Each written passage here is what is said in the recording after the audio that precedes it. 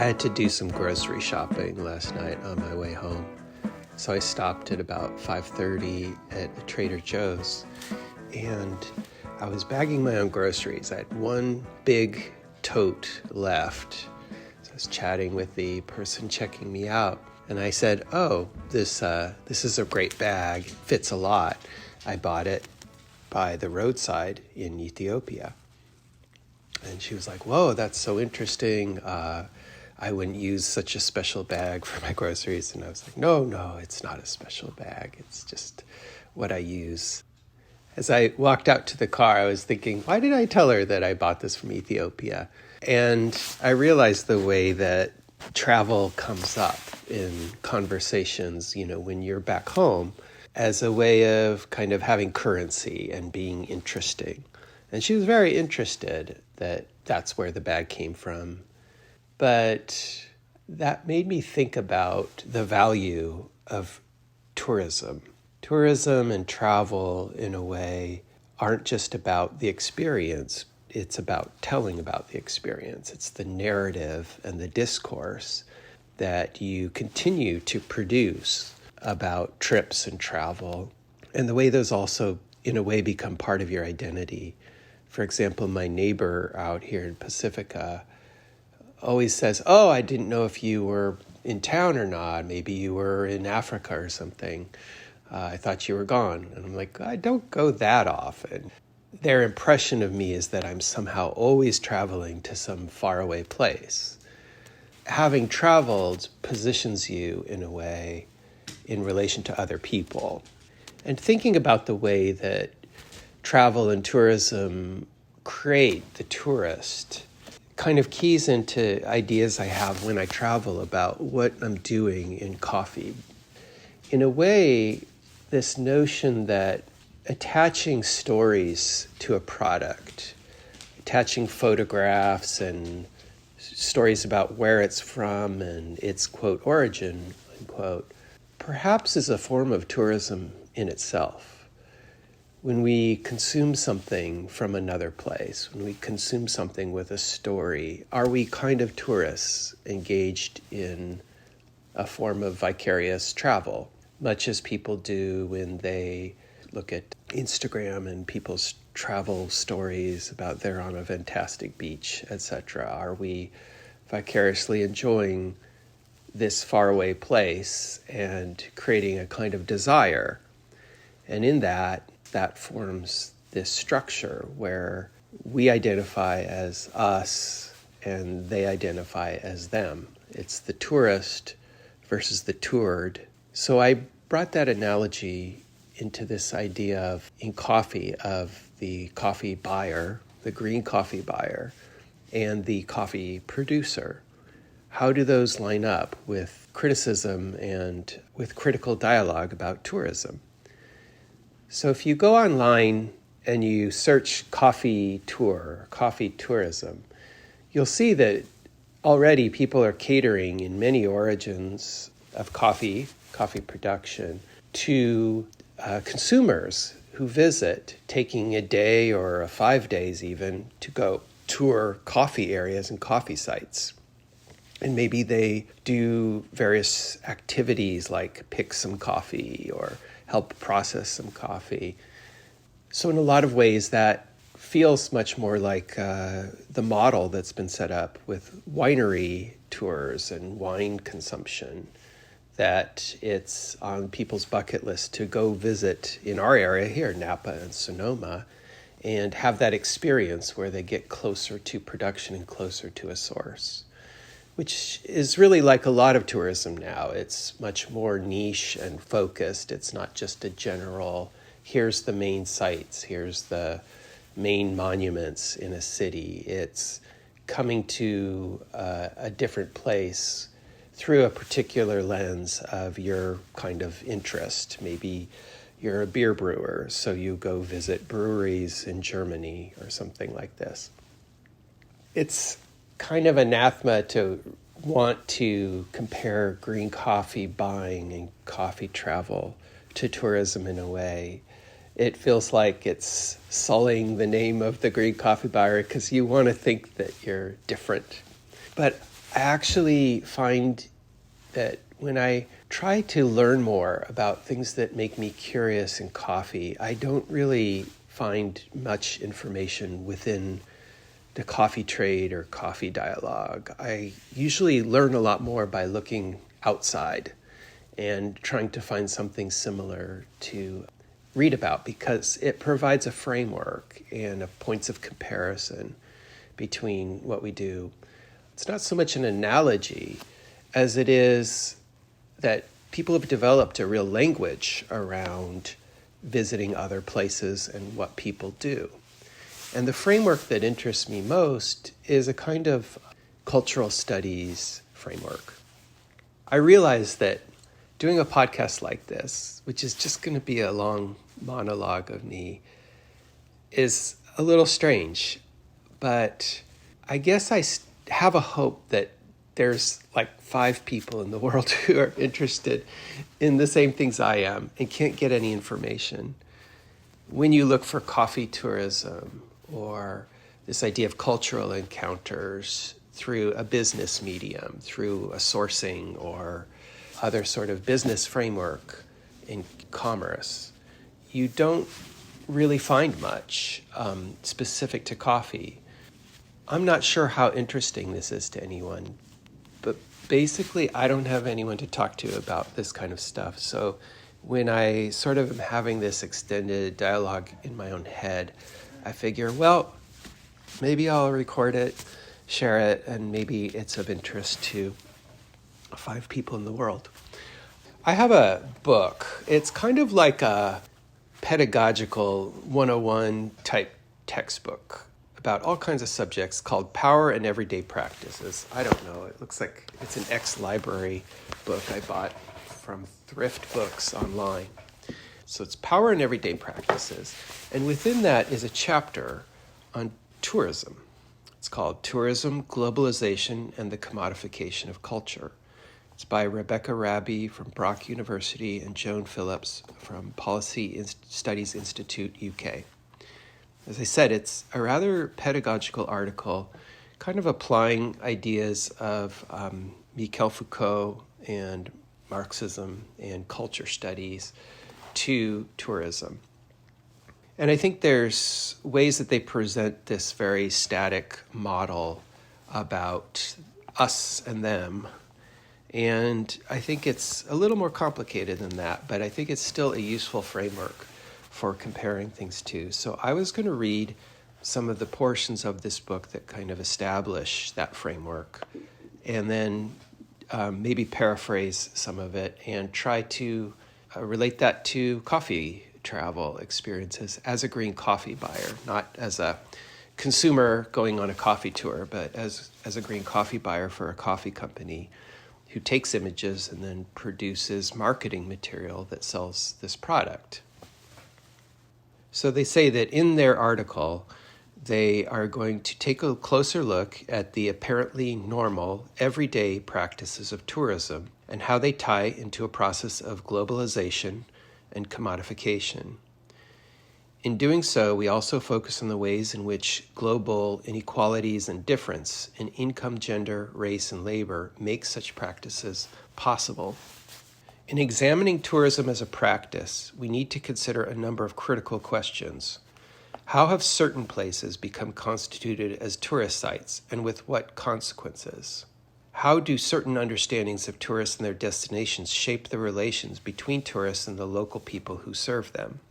How are global and local relations of power relevant to tourism, including discourses and practices that otherize non-Western people?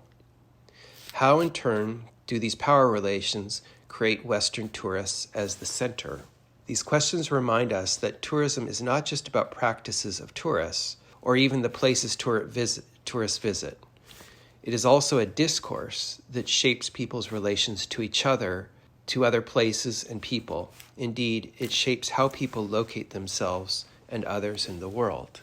In that paragraph, something that comes out to me is, how are certain places considered tourist places and others not?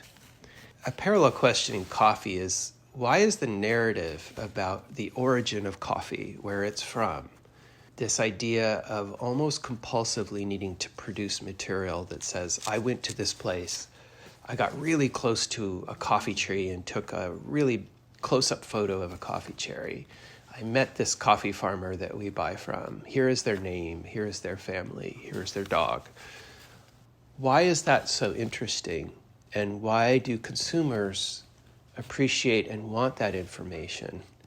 Whereas many products that we consume in our households, like my breakfast cereal this morning, comes from somewhere.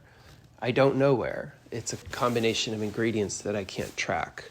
Many people, thousands of people, hundreds of thousands of people who have contributed to getting this package to a store that I buy, put in my Ethiopia tote, and bring home.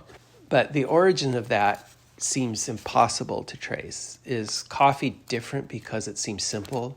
Because the narrative with it is that it came from one place, one farm, one person? And is that kind of comforting in a sense, given the impossibility of tracking everything that we consume and where it comes from? But we don't, with coffee, acknowledge many people who contribute to it. There's people who pick the coffee. There's the person who owns the land, person who owns the mill, person who owns the dry mill, the workers in the dry mill, the exporter doing the documents, the people loading the container, the crew on the ship who transports the container, where the container is manufactured, the fuel for the ship. Where does that come from? Where do the workers get the fuel? You can't track it. And yet all of these people contribute to global commodities, and all of their labor is invested in the cost of the things that we purchase. And that is all obscured. The other aspect of comparing coffee to other things we consume is perhaps the coffee story is attractive because it comes from a beautiful place that enhances our enjoyment of the product. Or maybe we could say allows us to enjoy the product. It'd be hard to enjoy a coffee product where you saw pictures and there was extreme poverty and people glaring at the camera looking absolutely miserable and things that were unattractive. There's a kind of permission that's given when somebody visits a farm and says, yes, I was there, it was very nice, this is Mr. or Mrs. So-and-so, they produce our coffee.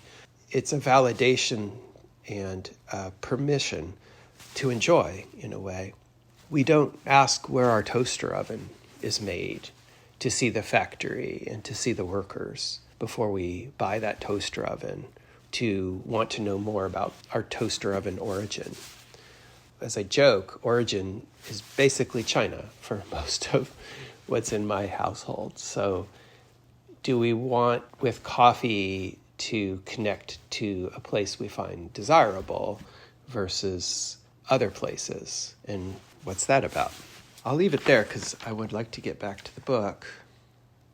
We first consider in this chapter various definitions, forms, and goals of tourism and tourists. We then discuss consumption and commodification, with a particular concentration on two examples: Disneyfication and the tourist city.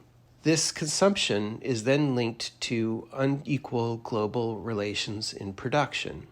From this most political economic lens, focuses toward an analysis in which we discuss both the tourist gaze and how tourism mobilizes disciplinary and governmental power relations through surveillance and regulation. That lays out what is in this chapter, and I encourage you to look for this article, Tourism, Globalization, and Commodification of Culture, to read the whole thing without the coffee commentary that I'm adding. So they go on to try to define exactly what is tourism and what mass tourism, the history of tourism, and why people travel. It's interesting when they separate tourists into different groups based on a couple factors of risk and participation.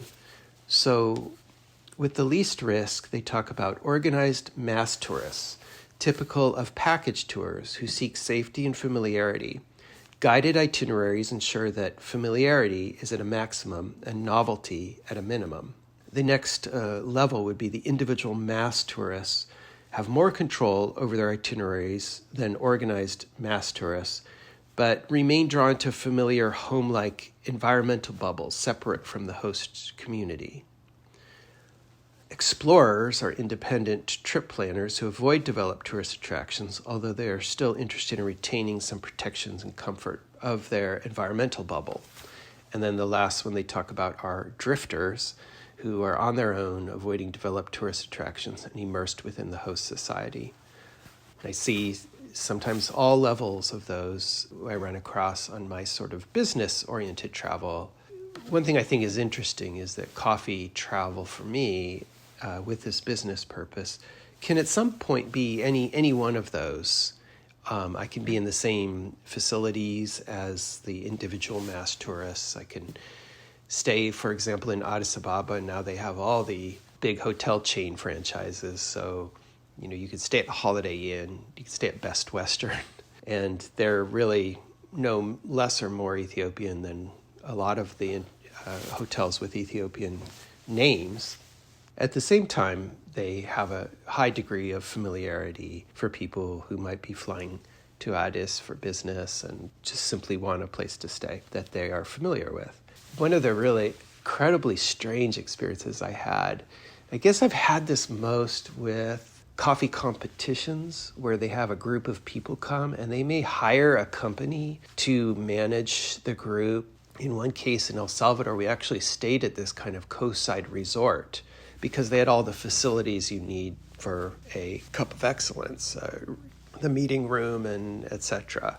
Set up for a kind of a business/enjoyment venue. And that was strange because they would have these limbo contests at night. It was really embarrassing with people who were kind of almost like reality show hosts who would be like, come on, let's do this. And you're like, oh my God, no. And then in a recent trip, I went to Thailand for the first time for a pre-Cup of Excellence type coffee tasting competition. And they had organized some funny activities that I was reluctantly went along with, trying to be a good sport. And one of them was this tour bus, a specially built bus with giant glass windows. And you sit up on the upper level and you look down and you could see everything. It's wonderful in a lot of ways. But it's like the city becomes this large screen TV. And you drive down this route. You are shown what they think is interesting to you. And in this, it's sort of a culinary tour. So they stop at all these little tiny restaurants. And they supposedly run out, get food, run back in and serve it to you. Some little appetizer, some Thai specialty. This person talks nonstop about the temples that you're passing and different monuments and buildings and famous shops, etc. But you're completely isolated from this in this air-conditioned glass bubble. And it was just so bizarre, especially just even this embarrassing feeling this giant bus can even fit down these streets and we're blocking cars and everyone's used to it, of course. When I think, about that experience and that being uncomfortable for me and embarrassing, it occurs to me, though, that most travel involves some form of being shown and guided through experiences. You think as a coffee buyer, you're on the complete opposite end of this. You're going to farms, you're eating in people's houses, you're sometimes staying with them and their family if it's very remote. I've camped. You've done all kinds of things that are really participatory, just staying in the local hotel, whatever it is, walking around the town alone, exploring by yourself. So it would seem to be much more of the drifter off the course of the tourist path. At the same time, there's quite a lot of it that still feels like a guided experience. It's just that the guide markers are much less controlled and difficult to see. When I visit a lot of countries, I don't speak the language. And a lot of times my trip is hosted by a farm or an exporter or somebody else that's going along with me. I'm rarely figuring out myself how to get from this small town to that small town. And so I'm taken care of the whole time. There's stations in Ethiopia I've gone to where clearly they were prepared and staged an arrival. They created certain beds of coffee that are extra nicely prepared. They have some bags of cherry that have just come into the station supposedly, but they're actually sort of picked farmers, hand-picked. They were like, hey, bring in some really good coffee cherry. We have a guest coming. And I think other coffee buyers have probably experienced this same thing. And that starts to feel like a form of tourism, like something's being prepared for you and presented to you, and you're being guided through your experience to some degree. And of course, that's not the norm, but it really does happen. At the same time, the fact that I don't speak Oromifa or Amharic in Ethiopia means that I can't truly engage with people. So when I ask what somebody said or if they could say something for me, my experience is being mediated to some degree. Even, for example, if I would like to take some photos of the people picking coffee, sometimes I'll say, can you ask them if it's okay if I take some photos? And the host or the owner will be like, it's okay, just take photos. But they didn't ask them. So I'm at the mercy of my host in that regard. And I'm not really negotiating my own passage through the space. And there's something that feels slightly unreal about that, or removed. So those 4 levels of travelers were from a book by Eric Kohn, Towards a Sociology of International Tourism.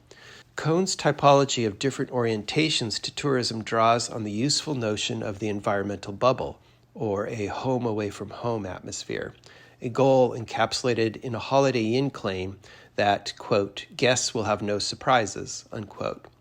This concept points up a key tension embedded within the goals of many tourists, to experience something both familiar and extraordinary.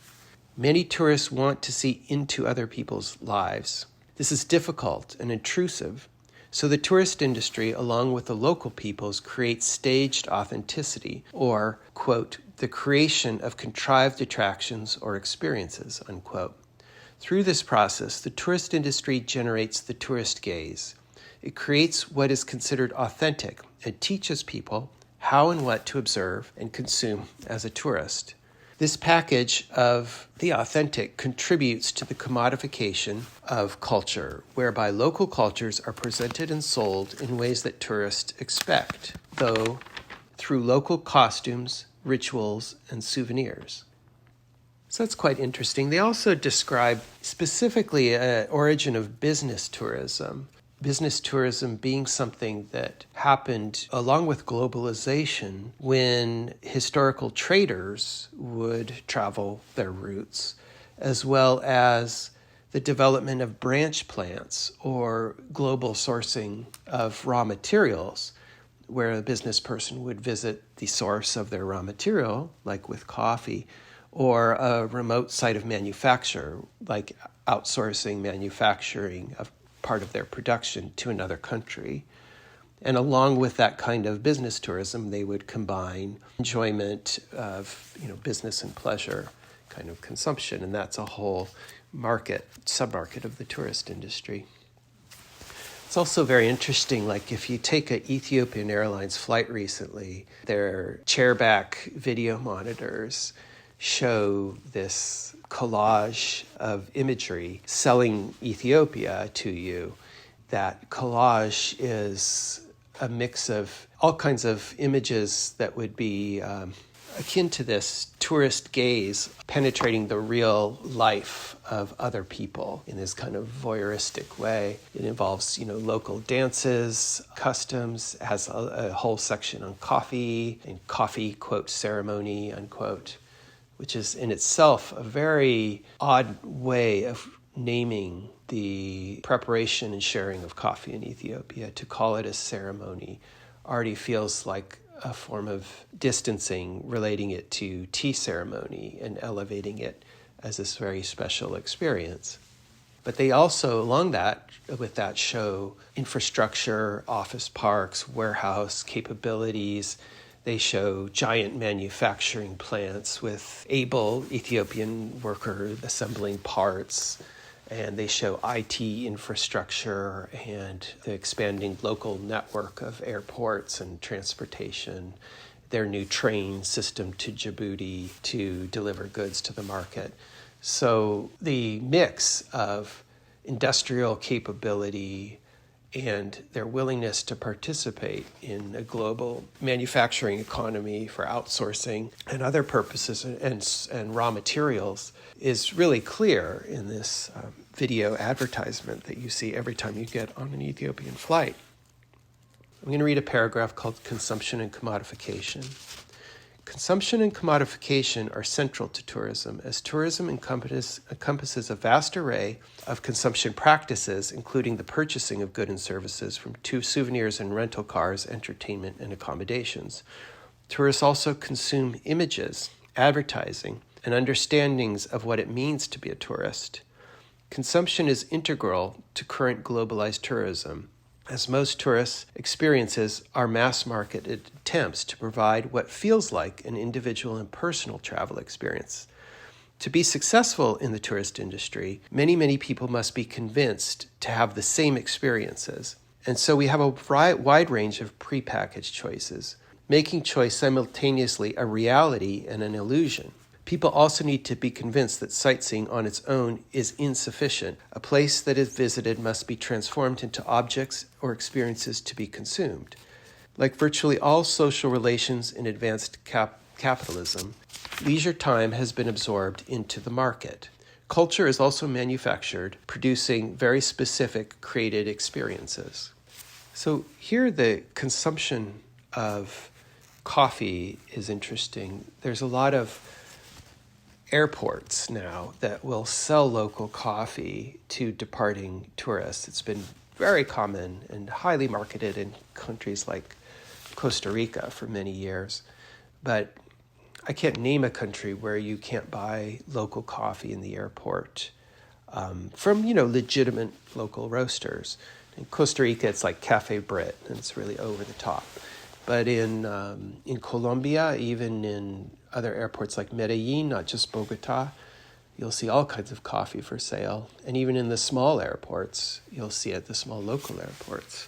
So it's interesting how coffee ties into tourist goods, something you bring back, because it's very transportable and it's pretty ideal for saying, I went to Rwanda, here's some Rwanda coffee from a Rwandan coffee roaster. And that's pretty cool. Even my Ethiopian Sidama tote is sold by the roadside, and I'm sure that the tourist vans that bring German birding expeditions down to the South Omo region would go past this area in Sidama, which is known for basket weaving.